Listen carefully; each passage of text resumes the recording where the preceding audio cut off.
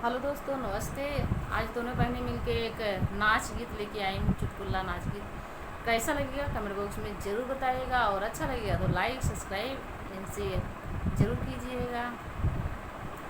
देवरू जौनपुर में हो, देवरू जौनपुर में लागल बा बजरिया, बजरिया तो के जाए के पड़ी। देवरू जौनपुर में हो, देवरू जौनपुर में लागल बा बजरिया, बजरिया तो के जाए के पड़ी।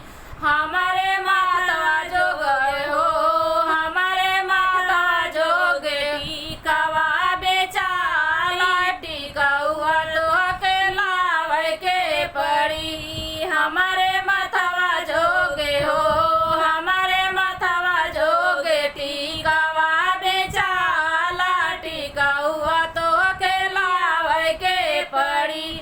भौजी आनी दे हो, भौजी आनी दे तो हके टिकौआ कहनवा हमारो मान के पड़ी। भौजी लाई दे हो, भौजी लाई दे तो हके टिकौआ कहनवा हमारो मान के पड़ी। देवरू मानी ले हो, देवरू मानी ले तो हरो कहनवा सजनवा से पूछ के पड़ी। देवरू मानी ले हो, देवरू मानी ले तो हरो कहनवा सजनवा से पूछ के पड़ी।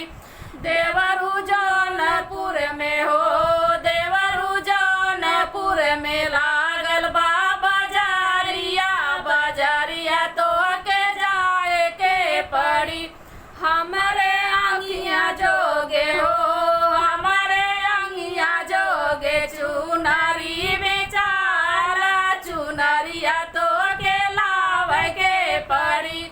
हमारे अंगिया जोगे हो, हमारे अंगिया जोगे चुनरी बेचारा, चुनरिया तो के लावे के पड़ी। भौजी लाई दे हो, भौजी लाई दे तो हके चुनरिया कहनवा हमारो मान के पड़ी। भौजी लाई दे हो, भौजी लाई दे तो हके चुनरिया कहनवा हमारो मान के पड़ी। देवरू मानी ले हो, देवरू मानी ले हो तो हरो कहनवा सजनवा से पूछ के पड़ी। देवरू मानी ले हो, देवरू मानी ले तो हरो कहनवा सजनवा से पूछ के पड़ी। देवरू जौनपुर में हो, देवरू जौनपुर में लागल बा बजरिया, बजरिया तो के जाए के पड़ी। हमारे पौआ जोगे हो, हमारे पौआ जोगे पायल बेचाला, पायलिया तो के लावे के पड़ी। हमारे पौआ जोगे हो, हमारे पौआ जोगे पायल बेचाला, पायलिया तो के लावे के पड़ी। भौजी लाई दे हो, भौजी लाई दे तो हके पायलिया कहनवा हमारो मान के पड़ी। भौजी लाई दे हो, भौजी लाई दे तो हके पायलिया कहनवा हमारो मान के पड़ी।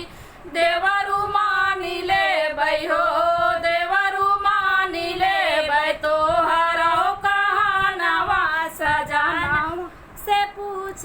देवरू मानी ले हो, देवरू मानी ले तो हरो कहनवा सजनवा से पूछ के पड़ी।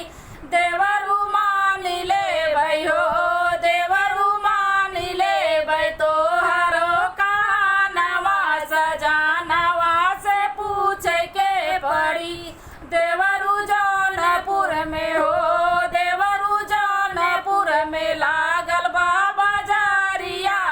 नजरिया